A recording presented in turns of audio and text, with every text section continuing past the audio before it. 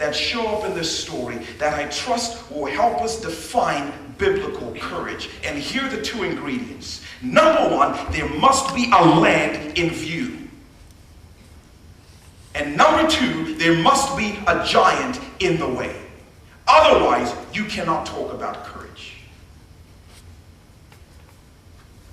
There must be a land in view, and there must be a giant in the way. In other words, there must be something divine propelling us forward, something we are convinced God has called us to, something that is legally ours, a piece of divine real estate with our names on it.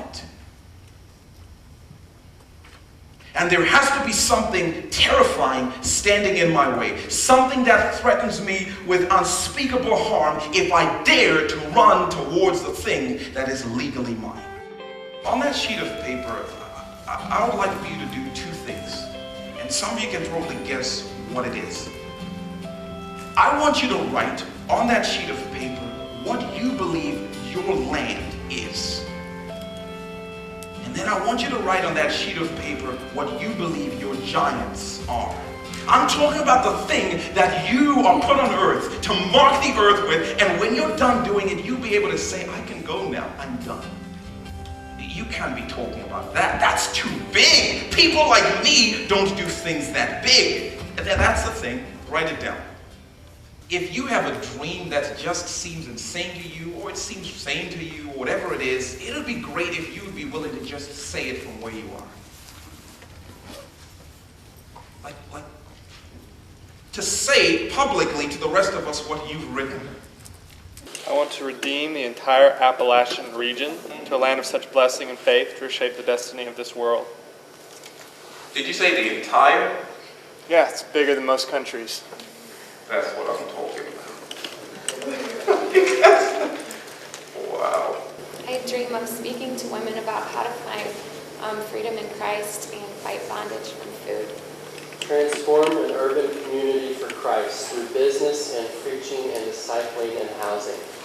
I want to open up a Christian coffee house where people who aren't believers and can't possibly think about the idea of stepping into a church will be able to feel comfort. I would like to have a suicide prevention campaign for middle schoolers and high school and talk to teens about their hidden depression.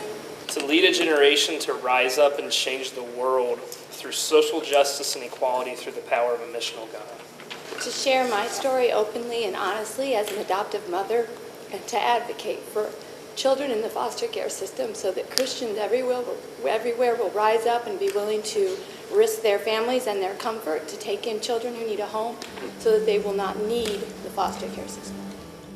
This is unbelievable. I underestimated what God would do, what God was stirring.